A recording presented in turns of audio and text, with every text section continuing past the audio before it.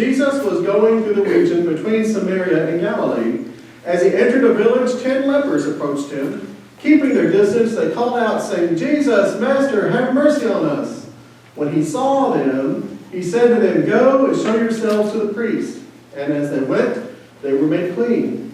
Then one of them, when he saw that he was healed, turned back, praising God with a loud voice. He prostrated himself at Jesus' feet and thanked him, and he was a Samaritan.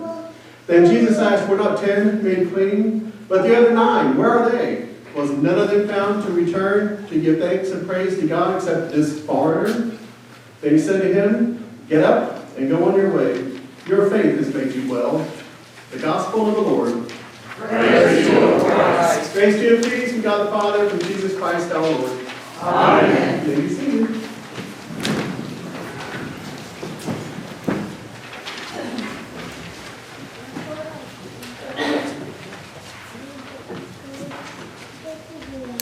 One of my favorite films, one of many, is Mary Poppins. Mary Poppins, some people may or may not be aware, is actually started out to be, the original story was a story about saving Mr. Banks, the dad of the whole story. A lot of people think it's about Mary Poppins and all the fun things they do. That is really the fun part of the movie. But really it's about saving Mr. Banks, who starts out almost living outside the family. He's so far removed, everything about his priorities are so mixed up, and he's so unaware of the family business and just really disconnected, to the point at the end he finally loses his job. But by the end of the movie, of course, he's restored not only to his family, but he's also restored to a healthier place within his work at the bank. Interestingly enough, the second one, there is a remake, for those of you who may or may not know that. It's really good too. But it is also about his son, another Mr. Banks, who's also lost his way. And in a very roundabout way, it's a similar storyline, but not exactly, but it's still about him being outcast and then brought back in. I like stories of outcasts. I think many of us, if not most of us, like stories of underdogs who've been lifted back up. Interestingly, our story about Naaman in the Old Testament reading this morning, the general of the Syrian army who had leprosy, we don't often think of him being an underdog because it starts out saying he's a great general, commander of many armies. And if you recall, probably one of his armies is the reason that the young girl from Israel was caught and made a slave, probably as a gift to his wife. Because she's the one she tells, by the way, if you would just tell Naaman, your master, that there's a prophet in Israel, he could be made clean. What I want you to, there's so many things we can say about that. Well, what I want you to hold on to for now is that Naaman is a foreigner. He's not even Jewish. He's not even in really the family line. He's not even a Samaritan. I mean, he's so far removed that it is beyond comprehension. And yet, God finds a way to make him whole and to make him and bring healing to him. That's important. Because when we move into the gospel lesson this morning, there's a reason, I think, that Jesus chose the person he chose as the crux of his story, the Samaritan. You may recall a few weeks ago that we talked about the greatest commandment is to love the Lord our God with all our heart, all our mind, and all our soul. And then the second commandment is to love who? Our neighbors as ourselves.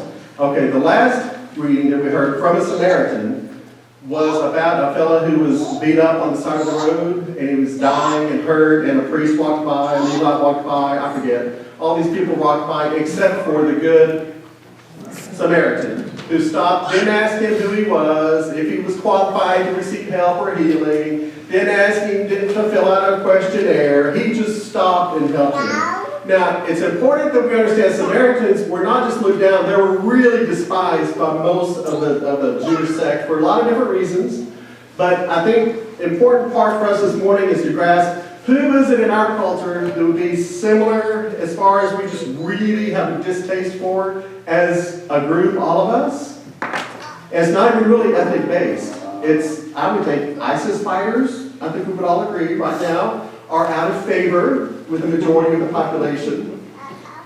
That was supposed to be funny. Not just with the United States, but with many of the Western civilized countries. They're really out of favor. So we may say ISIS, and that sounds so strong, but if you can just imagine, just for a moment, let's just stay with me. So there's a fellow beat up on the side of the road. He's dying, he's hurt, and bad things are happening. And then an ISIS fighter sees him after, a Lutheran pastor walks by, a Catholic priest walks by, an Episcopal priest walks by, all these wonderful holy people walk by, and yet the ISIS fighter stops to help the guy in the ditch. Are you with me? Now, here we are, we have these 10 lepers, and they cry out, and it's interesting to me that the only one that comes back is the ISIS fighter. Out of all the ones that could have come back, probably good, faithful Jews, good, faithful, maybe even, doesn't matter. The one that came back was equivalent to an ISIS fighter. He comes back, and it's, this is where we could actually, I think, get off track. Because it's not like he gives thanks, just, oh, wow, look what you did. Thanks, see ya. This is really cool, bye. It's not like that. Jesus presents a hugely theological expression of giving thanks. And it is so much deeper, I think, than what our first reading. First, I think we really need to pick up on the intensity of who it is. Because so many times we forget that Jesus isn't making up new rules as he goes. This whole business of loving your enemy, guess who Naaman was? He was the enemy of Israel. Otherwise, he wouldn't have brought an Israelite girl home as a present to his wife. Do you see? Love your enemies. This started way back with God. I mean, with the original stories in their Older Testament. So when Jesus says love your enemies, this is not a new concept. And so when this enemy of the state, so to speak, comes forward and he's the only one who offers thanks, it's interesting to me because Jesus gives a theological expression and it goes something like this.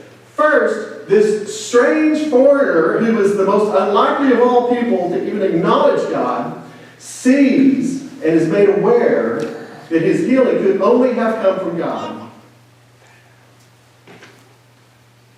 The only way he could have been healed, because there was no healing for leprosy in those days.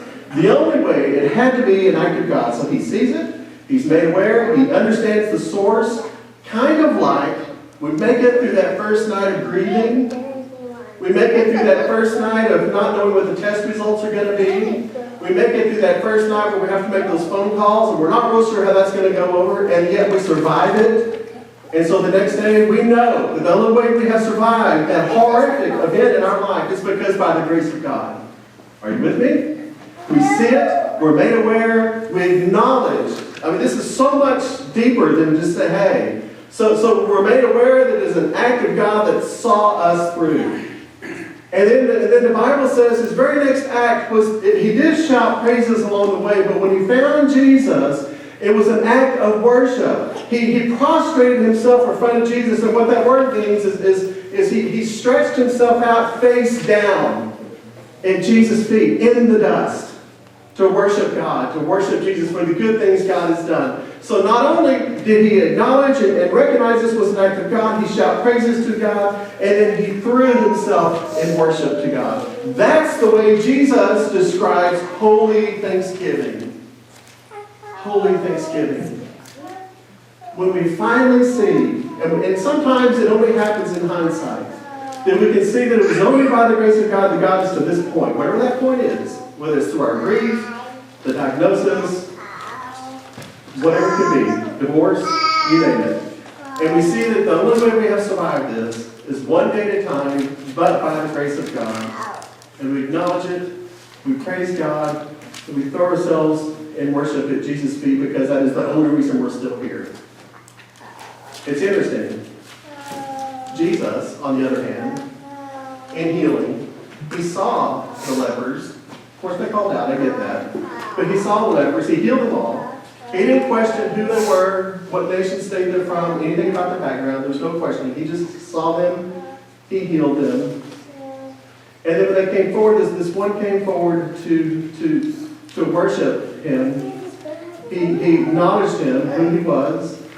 And it's really interesting that this very last act, besides the seeing and the healing, and now the one thing that Jesus does that I think we often forget, that he does for all of us, the very last thing Jesus says to this fella is, okay, now that you've seen, I'm paraphrasing greatly, you've seen what God has done for you, now go Because you know, and I know, that it's only by your faith in this God of Israel that you've been made whole and you've been made clean. And what do you suppose he did when he left there that they always knew in the Bible, when Jesus always told them not to? He went and told. Because how could he not tell? How could he not tell it? When God has said something so fantastic in your life that you can barely comprehend in hindsight more often, and you can see what God has done, and then we worship, we thank God, worship God, and then God says, okay, this is great, but you can't stay here forever. Go. Go and tell it. Go and tell the good news that what God has done for you. Because that's how the system's set up. We don't always think about it that way, but part of our worship and part of our holy thanksgiving is not just saying thanks, not just throwing ourselves in worship, but is also going with the full knowledge that it was God, and then telling the good news of what God has done. In the end of the Mary Poppins story, both of them, it's interesting that they're brought back together in full unity, much like Naaman was. He's brought back in full community, much like this leper was after he showed himself to the priest, brought back in full community. And Mr. Banks, for the first time by the end of the show, through the whole thing, is just this one smile after another. By the end of the show, he's smiling, he's laughing, he's been made whole all over again, like a brand new start. That's what we do every Sunday when we come here, and this whole business of confession and forgiveness and the worship and praise. We hear the words of what God has done for us. It is a whole new beginning for us. Each and every Sunday. It is a new start, a new beginning. And then we're sent out to go and tell. Someone may ask, I thought you had a crummy week last week. I did. But by the grace of God, I'm here to tell you all about it. Amen? Amen. May the peace which passes all human understanding keep all of our hearts and all our minds in this great Christ Jesus our Lord. Amen.